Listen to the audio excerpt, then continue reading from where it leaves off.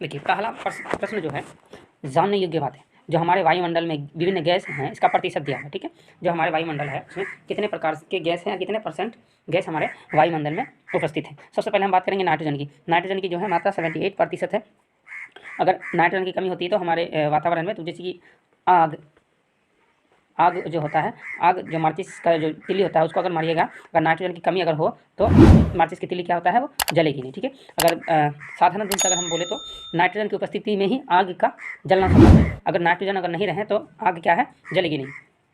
दूसरा ऑप्शन है oxygen. Oxygen जानते हैं आप लोग कि हमारे जीवन यानी जीवित व्यक्ति के लिए बहुत ही महत्वपूर्ण चीज़ है, जो कि मानव के लिए सबसे ज़्यादा लाभदायक है, और उसके साथ साथ पूरे जीव जंतु के लिए भी ऑक्सीजन जो है लाभदायक है। तो इसको आपको याद करना है। ठीक है, नाइट्रोजन हो गया 78%, ऑक्सीजन हो गया 21%, आर्गन हो गया आपका 0.93%, और कार्बन डाइऑक्साइड जो हम लोग छोड़ते हैं वो हो गया 0.03%। उसी प्रकार से नियोन का मात्रा का बोले तो 0.0018%।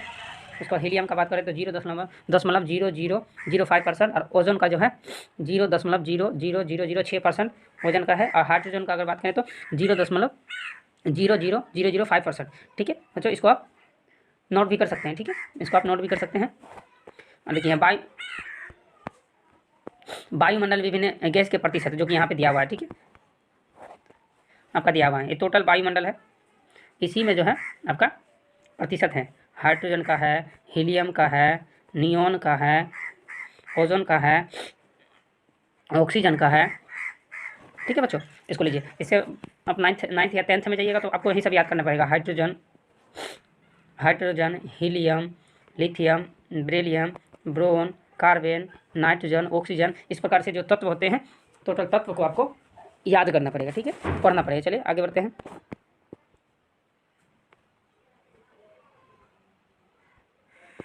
अब देखिए, ये हमारे पर्यावरण का क्षेत्र है। ठीक है बच्चों, ये क्या है, हमारा पर्यावरण का क्षेत्र है। इसमें हम लोग पढ़ेंगे स्थल मंडल, जल मंडल, जैव मंडल और वायुमंडल।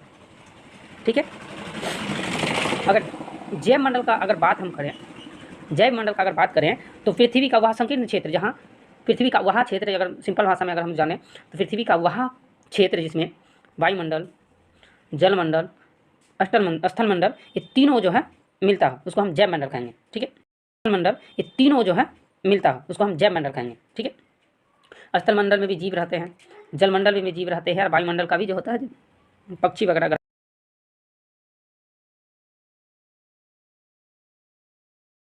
जैव मंडल में पेड़ पौधे हो गया, जीव जंतु को शामिल किया गया है। ठीक है, जैव मंडल में तीनों स्थान। ठीक है, अगर जैव मंडल में 3 भाग हो गया, किसका, एक वायु का, एक जल का, और एक स्थल मंडल का। ठीक है, तो जैव मंडल में तीनों, वायुमंडल, स्थल मंडल और जल मंडल का संग्रह, यानी उसी क्षेत्र को हम क्या कहेंगे, जैव मंडल। ठीक है बच्चों, चलिए आगे बढ़ते हैं। और आगे हम लोग आज पढ़ेंगे पर्यावरण के घटक। अगले इसमें पढ़ते हैं क्या है, पर्यावरण के घटक जो हमारे आसपास है, जो हमारे उपयोगी है, वो सब क्या है, पर्यावरण। ठीक है, देखो पर्यावरण 2 प्रकार के होते हैं, एक मानव निर्मित और एक प्राकृतिक। प्राकृतिक का अर्थ है कि जो ऊपर से बन के आए, जो किसी के द्वारा बनाया हुआ नहीं है, ऊपर से प्राकृतिक रूप से बनाया। जैसे वायुमंडल, क्या वायुमंडल क्या कोई बनाया है, नहीं।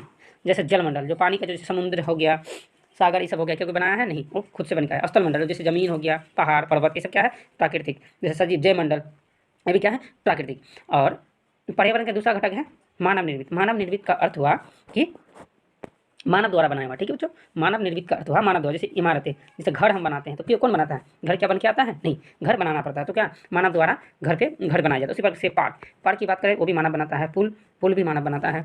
सड़क भी मानव द्वारा बनाया होता है। और उद्योग, जैसे कारखाने होते हैं बहुत सारा का, वो भी क्या है, मानव द्वारा बनाया होता है। और स्मारक भी, वो भी होता है, वो मानव द्वारा बनाया होता है। ठीक है, तो यहाँ अगर हम बात करें पर्यावरण के घटक, तो प्राकृतिक और मानव निर्मित हो गया। ठीक है, और मानव निर्मित अलग हुआ, प्राकृतिक अलग है, उसी के हिसाब से और एक भाग है मानव, यानी मानव जो रहते हैं। जैसे मानव में क्या क्या मिलते हैं, देखते हैं। मानव में हो गया आपका एक व्यक्ति होता है, परिवार भी होता है, समुदाय भी होता है, धर्म भी होता है हर प्रकार का, जैसे मुस्लिम का हो गया, हिंदू का हो गया, क्रिश्चियन का हो गया, सिख का हो गया, सारा धर्म जो है ये मानव के अंतर्गत आता है। शैक्षणिक, जो पढ़ाई का जो होता है व्यवस्था, वो भी क्या है, वो मानव द्वारा किया गया है। आर्थिक स्थिति भी मानव द्वारा किया जाता है। राजनीतिक स्थिति, जैसे राजनेता होता है, नेता, सब क्या है, मानव के द्वारा ही होता है। ठीक है, अगर हम बात करें पर्यावरण के घटक से, तो हम जान गए कि पर्यावरण का घटक क्या है। पर्यावरण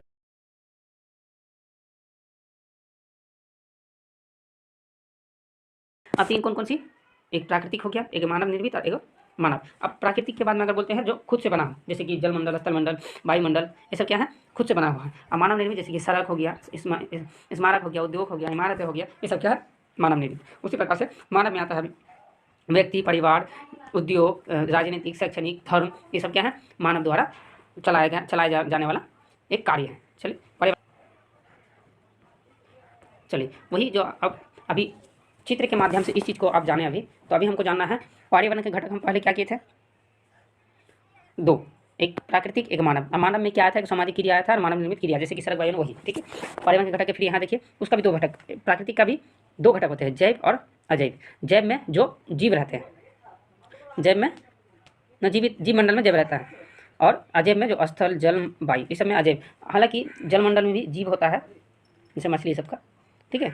उसी प्रकार से मानव निर्मित में आता है दो क्रियाएं, सामाजिक क्रियाएं और मानव निर्मित क्रिया। जैसे सामाजिक क्रिया, समाज में व्यक्ति होते हैं, उसका परिवार भी होता है, परिवार का समुदाय या कुछ व्यक्ति का समुदाय भी होता है, धर्म भी होता है, शैक्षणिक कार्य भी होते हैं, आर्थिक कार्य भी होते हैं, राजनीतिक कार्य भी होते हैं। उसी प्रकार से मानव निर्मित क्रियाएँ जैसे सड़क, वायु, रेल मार्ग, इमारतें, पार्क, उद्योग, स्मारक, ये सब क्या है, मानव निर्मित क्रियाएँ। आपको अगर कह दिया जाए कि मानव निर्मित क्रिया के दो उदाहरण दीजिए, तो आप क्या दीजिएगा, एक आप सड़क भी दे सकते हैं, रेल मार्ग भी दे सकते हैं, ठीक है बच्चों। इस प्रकार का जो है प्रश्न पूछा जाता है एग्जाम में, ठीक है। तो आप इसको नोट कर सकते हैं, ठीक है, तो नोट कर लीजिए। कोई आपको बोल दिए कि सामाजिक क्रिया के दो उदाहरण दीजिए, तो परिवार लिख सकते हैं, समुदाय लिख सकते हैं, धर्म लिख सकते हैं, ठीक है। उसी प्रकार से पर्यावरण, प्राकृतिक पर्यावरण क्या उदाहरण दीजिए, तो स्थल मंडल हो गया, जल मंडल हो गया, ठीक है। आप इसको नोट कर लीजिए, ठीक है। इसको आप अच्छे से नोट कर लीजिए ताकि आपको समझने में और बनाने में आसानी हो, ठीक है। तो वीडियो आपको कैसी लगी, वीडियो अगर आपको पसंद आया तो हमारे यूट्यूब चैनल को सब्सक्राइब कर लीजिएगा, बेल आइकन को भी दबा लीजिएगा। तो मिलते हैं अगले वीडियो पे, तब तक के लिए धन्यवाद।